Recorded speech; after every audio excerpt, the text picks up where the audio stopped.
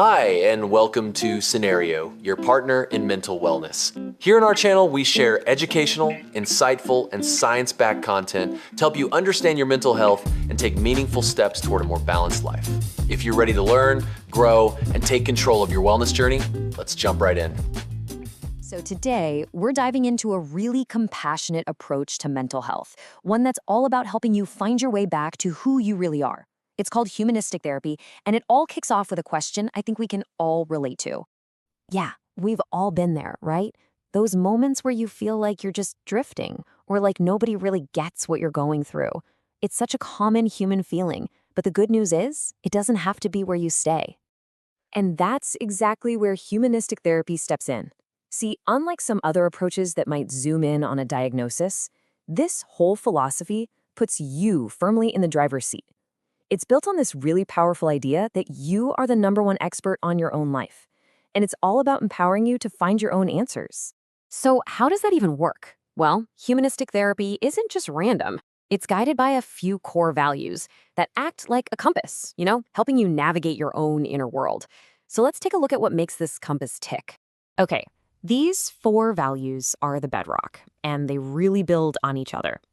It all starts with unconditional positive regard, which is just a way of saying your therapist accepts you fully, no judgment. That creates this incredibly safe space for real empathy and active listening, so you feel truly heard. And that connection, it only works when the therapist shows up with authenticity, as a genuine, real person. These 3 things work together to clear the way for the big one, self-actualization. And this is the ultimate goal. Now, self-actualization isn't about becoming perfect, because let's be real, what even is that? Instead, it's about this amazing lifelong process of becoming more and more you. It's about unlocking your potential and living a life that feels authentic and meaningful. But here's the thing, humanistic therapy isn't just one single road. You can think of it more like a huge, beautiful national park with a few different trails that all lead up to the same mountain peak of self-discovery. Each path has its own scenery, but they're all heading in the same direction. Let's check out a couple of the main ones. So this chart gives us a nice little breakdown. First, you have person-centered therapy, probably the most famous one. It's all about your experience, using those core values we just talked about. Then there's Gestalt Therapy, which is really focused on the here and now. It might use creative stuff like role-playing to help you tap into what you're feeling in the moment. And then you've got Existential Therapy, which isn't afraid to go deep and tackle those big life questions. What's my purpose? What does it mean to be free? All right, so we've covered the theory, but what does a session actually feel like? What happens when you walk through that door? Let's pull back the curtain for a second. This right here, this is the absolute heart of it. Your therapist isn't there to fix you or give you a list of instructions. They're more like a trusted guide on your journey, someone who helps you tap into your own wisdom to find your own way forward. So, in a session, you're probably going to be doing most of the talking, exploring whatever feels most pressing to you that day. Your therapist's job is to listen, really listen, and ask thoughtful questions that help you see things in a new light. It's all about building a really strong, respectful relationship.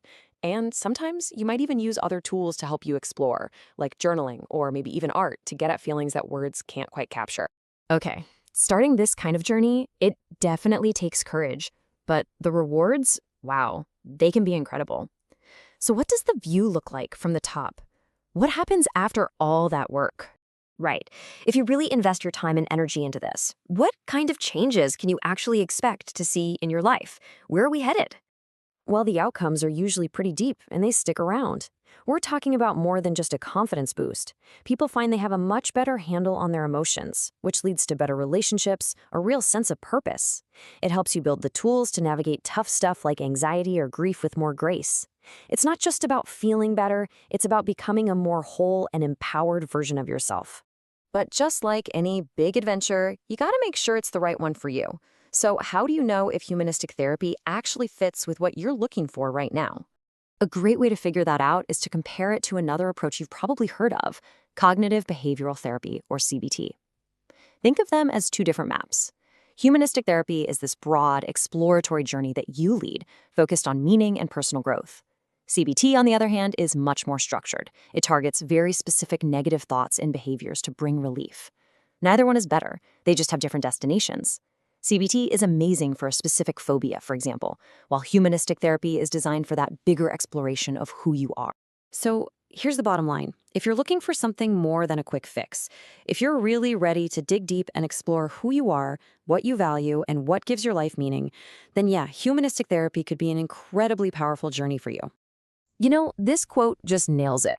This isn't just about coping, it's about thriving. It's a path that helps you reconnect with yourself so you can move forward with more confidence, more clarity, and a real sense of purpose. And that kind of leaves us with one final thought. The journey to becoming your truest self always begins with a single step. And maybe that first step is just taking a quiet moment to ask yourself, who am I, really? And who do I want to be? The answer just might change everything. Thank you for watching Cenario. If this video helped you, don't forget to like, subscribe, and share. For personalized mental wellness supplements, visit Cenario.com. See you in the next one.